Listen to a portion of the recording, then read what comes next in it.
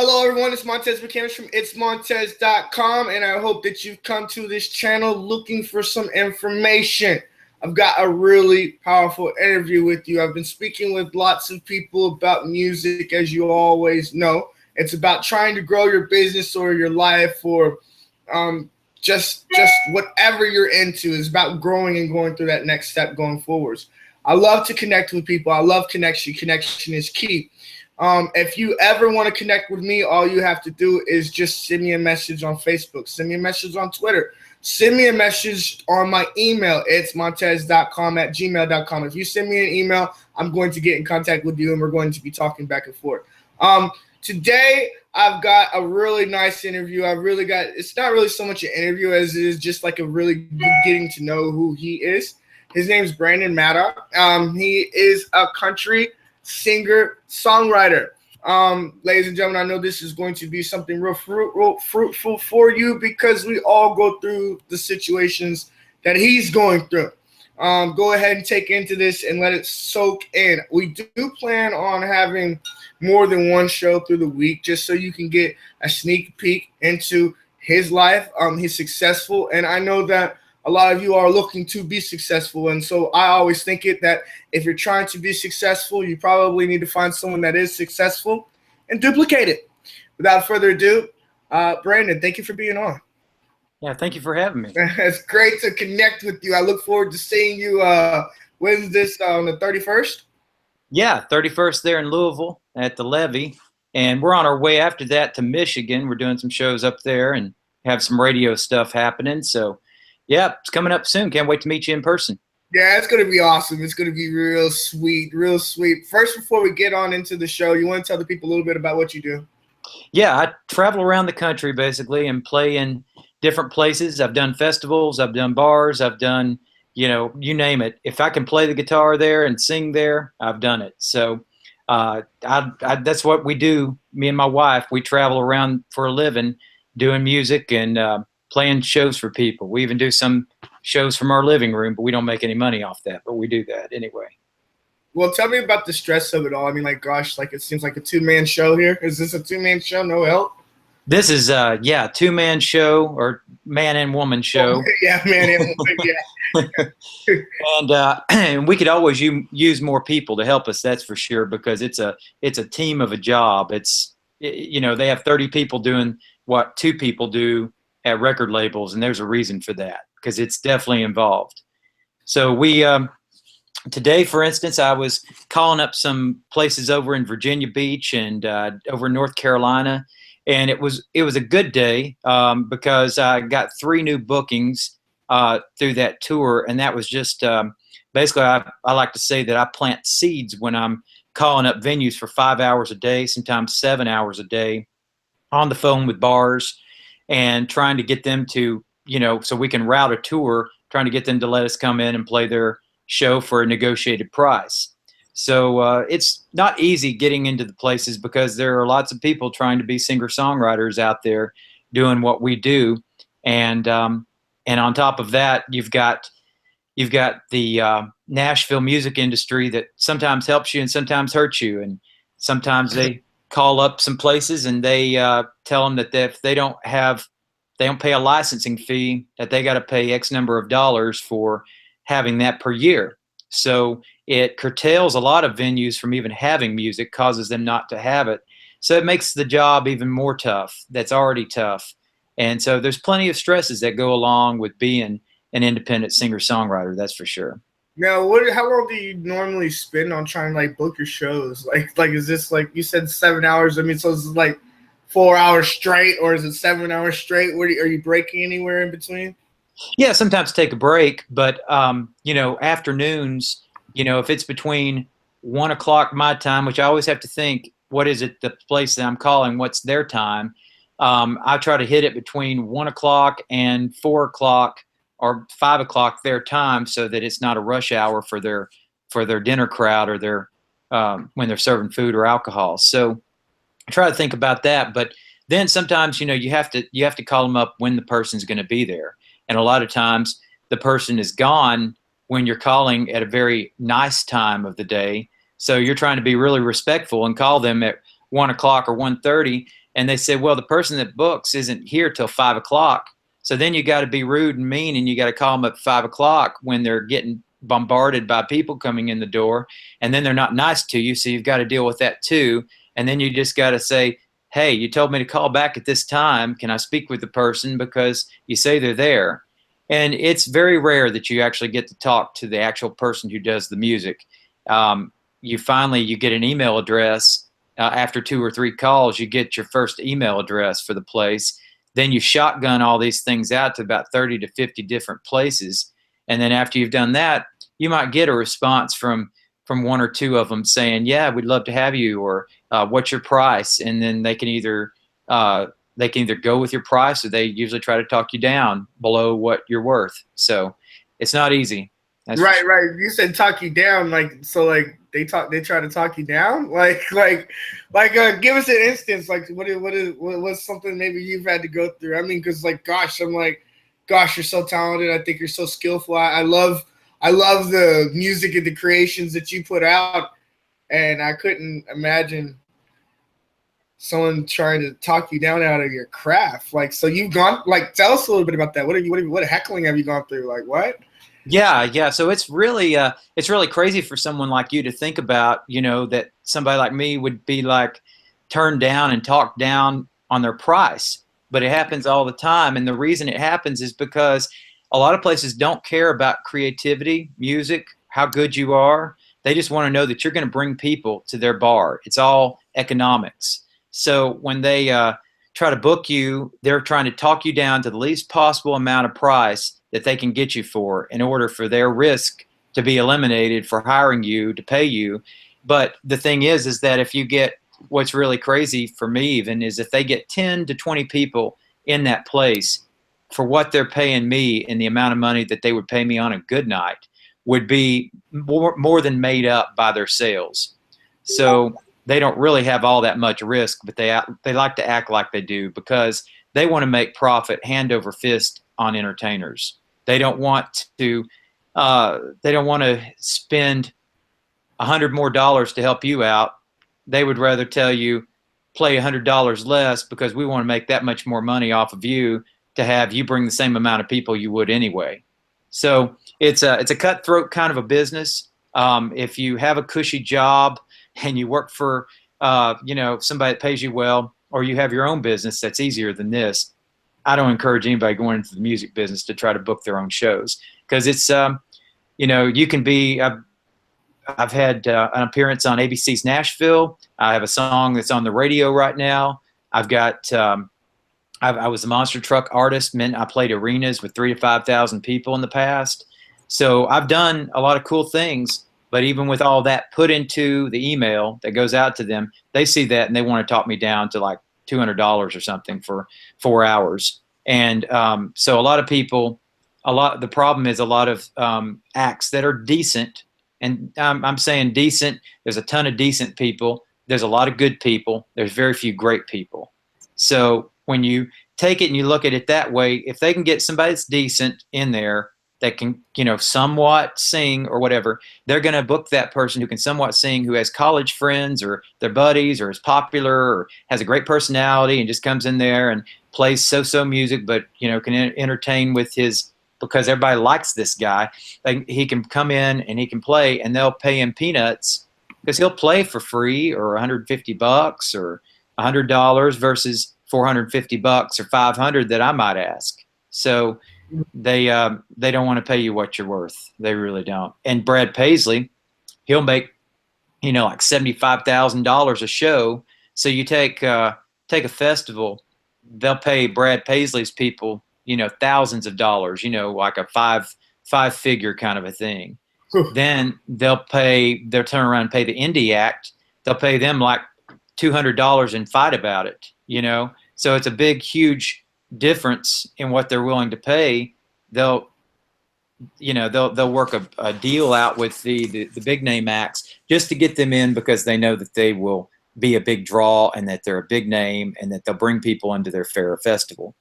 So try to really just screw the low end guys, the people that are trying to start out, Now, I'll tell you what. This just seems like it's almost like it's hardball. There, it's a real big. It's a hard rock on the surface. Now, as far as like getting around and getting through it, like what are some techniques that you've learned? Can you share some with us? Yes, I do a lot of routing shows with this kind of thing. So, we do make money on the road when we go out there. It can be a struggle, it can be a fight, but we do end up profiting by it. And the way we do it is we try to book shows as close as we can to each other. So you're always going to have an expense per mile that you travel. And then you're going to want to make up that expense as much as possible and then profit off, because you're going to have like not only your gas cost, but you're going to have wear and tear on your car. You're going to have to, sometime you're going to have a big old expense and you're going to have to buy a new vehicle. Sometime you're going to have a big old expense and you're going to have to get new tires because your tires are worn out. And, there's all these maintenance vehicle things that your car goes through when traveling. And if, and I'm doing it the cheap way. I'm doing it on the low expense side by taking my own vehicle out, not doing a tour bus, because a tour bus, what would that be? The cost of the tour bus, I forget the figure on that, but it's a lot for a tour bus. Then you get like 3 miles a gallon on that thing, because you've got like the generator going on the whole time, and you're Right. there, and it's wonderful. You're soaking in the air conditioning. Nice air conditioner. Oh, this is great. But that pocket is feeling it. Yeah, exactly. And so we have to think about all those costs when we book, and we got to add up at the end of it. How much are we making on this trip? And are we really making money at the end of the year when you count all the trips up? So it's very much an economic thing. And then the other thing that you have to, that we do, that's a good, cool thing for any artist to know about out there, is a thing called Ignite Hospitality Services. And Ignite Hospitality Services is a company that we work with, and it's changed our lives as far as touring. And, this guy named Adam Wagner, he runs it. And he basically, I got introduced to him through a Texas artist. She told me about Adam's company, Ignite Hospitality, and we had been couch surfing. We'd been staying with strangers on the couchsurfing.org to try to save money on hotels. This artist said, there's this company that can get your rate knocked way down, because if you have social media reach, then this company can use that reach to do trades. So they say to the hotel, this artist has X number of likes on his Facebook. He's willing to do X for you as far as giving you promotion. And then the hotel, what do they call that? Influence marketing, then, because the person has the stature and they're able to get. Yes. Very nice. Yep. So it works for artists with the fan reach. They can turn around and do the good review on the hotel, and the hotel values that. And that, it saved bukus of money. Sometimes I can have 4 hotel rooms for the price of 1 by doing this service. That's how much it's knocked down my cost. And so I would recommend that to anybody that's trying to do music for a living full time, is to hit up Ignite Hospitality Services. I don't work for them. I don't have any affiliation, except I'm just telling you they're what I use, and I would recommend them. Free tips, ladies and gentlemen. Go ahead and get that. If you don't get that, then maybe you're crazy. Anyway, but that was real juicy there. That was real juicy information. Now tell us a little bit what you do on your regular life. I mean, does your wife work? And then also too, do you have to cut your own lawn? I mean, it's a crazy question, but a lot of times people will think, oh, well, they're in the music business, they're playing shows, they've made it. I'm pretty sure they don't have to cut their own grass, let alone has a job. They probably just sit there and enjoy music. And like you said, the air conditioning and stuff like that. Tell us a little bit about what you do on the daily. And does your spouse work? Do you work? What's your life like other than on the side of music? Well, the only difference between me and someone that works a regular job is probably that I get up around 10 a.m. in the morning, or 11 a.m. some mornings, because I've gotten myself to a schedule where I work I do a late night gig, and I might get off at like 1 or 2 in the morning, and then it's 3 by the time I get to bed. and so I sleep late to make up for the sleep. But you know, I cut my own grass. My wife works a job where she makes minimum wage, and we, you know, kind of have that to help supplement something and help on taxes mainly. Yeah, I do that. You know, we got a cat. I clean the litter box out. I mean, I do the grunt work around here. I do I do the vacuuming. There's not a lot of glory at this level in the music business like some people might think. So we pull the weight. We probably work harder than the average person because it's like having two jobs. You run the house and you do the housework. You spend 5 to 7 hours a day doing bar calling. You spend the other part of the day trying to think about what can take you to the next level. You spend the other part of the day playing your guitar if you can get to it and actually play music. Right. And then, you know, what you're here for, it becomes tough to play music and write songs because you're working so hard on the business and left brain kind of stuff that getting to the right brain creative aspect that everybody thinks you do all the time gets to be a minuscule part of your day, unfortunately. Right. Yeah. Right. Being able to focus in on that idea of writing, or you got all these 10, 12, 13 different things floating around that you know you need to maintain. It's kind of hard to, well, you know, I think that's great. Let's expand on that. Bringing people further into your world, because I'm pretty sure a lot of people just, they see you, boom, tuning in, and oh man, he's playing, you know what I mean? So like, let's go a little bit further into that. As far as that goes, like, how long does it take you to set all that stuff up in the process, to come up with the ideas of what you're going to play the next day? What kind of, like, give us a little shake up. What's that like? Yeah. So a lot of times in the previous Facebook Live videoing, people will make comments in the comments section. Can you play such and such song, a Keith Whitley song or Alabama or whatever it is? And I'll, you know, jot that down, and I'll start planning like a set list for the night. And I'll usually go like cover song, original song, cover song, original song, because you know, as much as I love to take their requests and I love my fans, I also want to introduce my fans to my original music. So they like the cover stuff a lot of times, but then after they've got a chance to hear the original stuff, they like it too, if not the same, even more. So, you know, I try to work those in. And at first, it was a little bit tough to get people, you know, glued in enough to the original stuff because they want to hear what they've already heard before. It's like any bar you go play, they want to hear what they've already heard. And then if you can put in some of your own original material in there, you're lucky. You're lucky if you get to sometimes. So that's why I do Facebook Live. Is the whole reason is to get the original songs heard. There's so many songs that I've written, over 1,000 songs that I've written, that when it comes to recording all of those songs, it's not economically feasible because it's about $1,000 per song. That's just for recording purposes. Then you've got another $1,000 to manufacture about 1,000 CDs, or $1 per unit cost on CDs. So when you've got those two expenses and nobody buying CDs anymore, and you've got iTunes taking half of what you make, and they pay the best of any of them. So if you've got that going on, there's not a real reason to record new songs unless you want to put them out to radio and kind of get the fans interested in what you're doing with the radio station stuff, and to create an expectation or a perception that you're doing well out there, because secondary market radio, it's not really anything to sneeze at, but at the same time, it's hard to reach the same number of people as major market radio, because major market radio is kind of owned all by the conglomerates, and it's all paid for by the big name record labels. They all buy #1 hits. They all manufacture that stuff. It's not because, you know, they do anything better. It's not because Luke Bryan's song is better.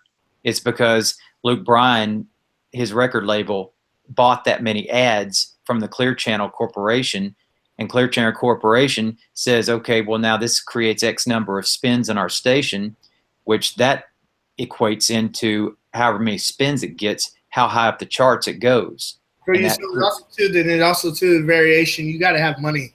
it yes, ain't no joke. You still gotta have a mucho dinero if you want to yes. afford. Well, the record labels buy that stuff, but then you have to get signed with a record label, and that's the money that you have to fork up. So they turn around and take your money and put it into radio stuff. I mean, they keep some of it obviously, but they put some of it into radio and buy those ads for you, and that is, that's what they have to do because radio was used to it, and they will, they'll always operate on the ad basis. It's a new form of payola, which was outlawed.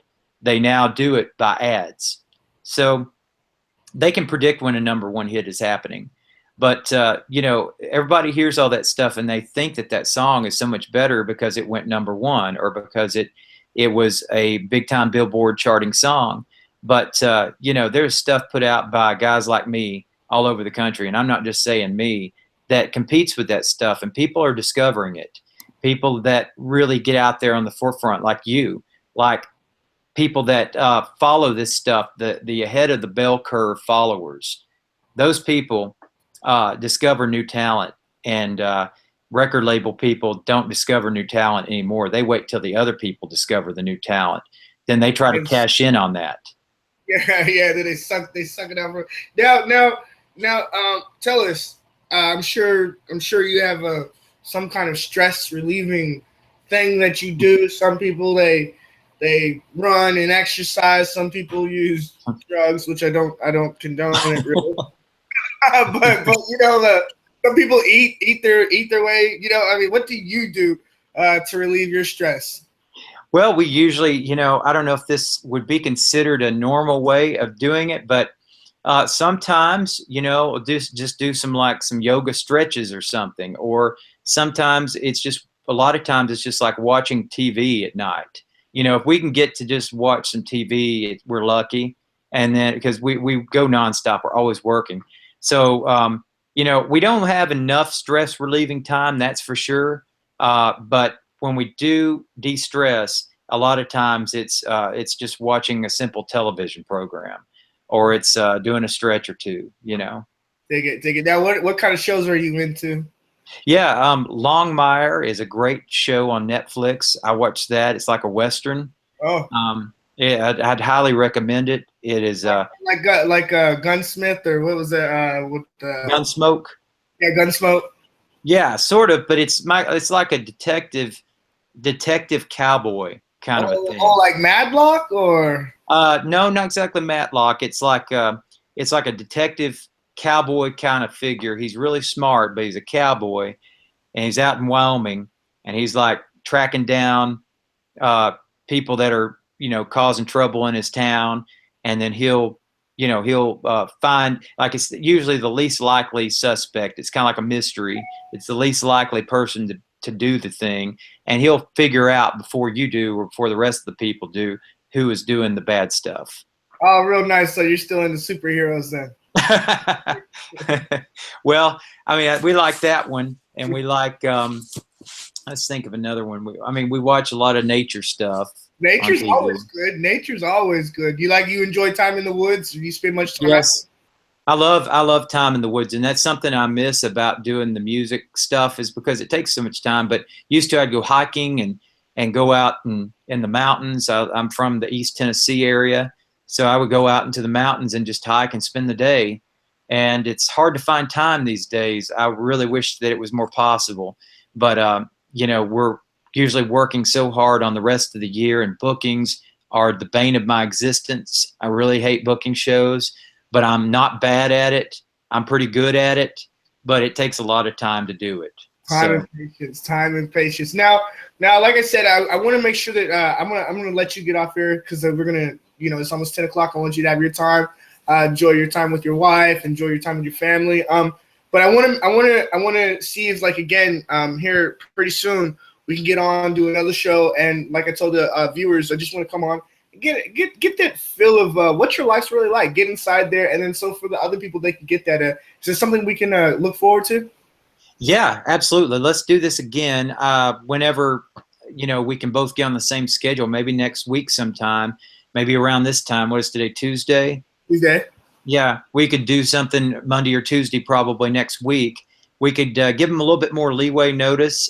This is very impromptu tonight with what we did, but we can probably give them a few more hours or a couple of days to glue in. But I'll have to look at the schedule because I know after Well, next. I don't even think it, maybe like one time, maybe if you're on tour, as you got time, you can pick up the phone, just 5 seconds, 5 minutes. Hey, what's going on? Copy in, copy out, whatever, something like that. Or, Yeah, just a pop-up come out, like they'll be paying attention. If they're paying attention, they're here. If they aren't, hey, sorry. You were just doing a whole lot of stuff, like, what do not really anything too timed. I think that the viewers, what do you think about that? Not really so much on time, just whenever you're ready, I'm ready. We'll post it and boom, and we'll do it. What do you think? that sounds good. Let's do it. I've got some big tours coming up, and we're going up to Louisville on May 31st. So we're itsmontez.com plans to be there. It's gonna be great. That'll be awesome, and you can be part of a music video if you come out. If you're tuning in, you live in the Louisville area. May 31st, 8 p.m. Come on out. Video will be taken, and you'll be part of maybe going on a YouTube video, or maybe going on another sort of video that goes to CMT. You never know where these things will lead. Absolutely. So, absolutely. Content rules all. It does. Brandon, thanks so much for coming in and speaking with me. Yeah, not a problem, man. Yeah, let's do it again. We'll do it again soon. Sweet. Ladies and gentlemen, itsmontez.com. I hope you all enjoyed this little tidbit interview, coming back and getting into the knowledge of Brandon Maddox and his life. Of course, you already know he's an artist. He's out there. He's touring. He's booking shows. He's busy. He's out here. He's doing things, big things. You all pay attention. There's going to be uploads coming up. It's going to be spontaneous. There's not really going to be a set time. But if you're subscribed, or if you're following Brandon on Facebook, matter of fact, let me go ahead and share my screen with you all before we hop off here. I'm going to share my screen. Boom. We're going to close this out. Here, we're going to go here. I type in. All right. And DON. Here is his page. That's the other personal page, but the other one. DONMAD. Here it is. Boom. All right, ladies and gentlemen, I need to get this out of here. All right, try me tomorrow. All right. Ladies and gentlemen, here is the page. Facebook, Brandon Maddox Music. Type his name in here. It's going to pull up. When this pulls up, make sure you like the page. After you've liked the page, come over here. Invite your friends to the page, because that's what's really, caring and sharing. Caring is sharing, and we need you all to care. It's going to take a little second to load up here. I'm not sure what's taking its time here. Maybe I've uploaded all mine for the day. Nevertheless, you all make sure you invite your friends. Let me try again. So it's still not loading. Make sure you click invite your friends and invite your friends into this page right here, Brandon Maddox page, and you'll keep up with all the stuff that's going on. Check out his tour guide that is on here. Where's that at? It's scrolled down a little bit more, isn't it? To the left. Go to the left hand side and down a little bit over on the bar. It's over left. There it is. Yeah. Boom. All right. Here is the tour dates. Make sure you all. I'm not sure what's going on with this upload. Jeez Louise. Upcoming. Boom. Boom. All right. Check it out. Here are some of the upcoming events. This is the one where we're going to be at. Make sure you all show up. If you want to show up, make sure you're showing up on this one, because we'll see you. Show up to the rest of these. If you want to find out, click tours on the side, and it'll pull you right up there. I want to show you one more thing before we get out of here. This is the website, and I want to make sure that you all check this out as well. It'll pull this up here. Boom. Boom, boom, boom, boom, boom. Here is the official website. It also has the tour dates right here on the right side. Make sure you connect these tabs, click the tabs and connect, and you're going to go straight into his profile is on Twitter, on YouTube, and on Facebook. Ladies and gentlemen, I hope you all have enjoyed this interview. Thank you so much for taking your time and watching. Like, comment, subscribe, and share. If you don't do that, you can't keep up. Duh.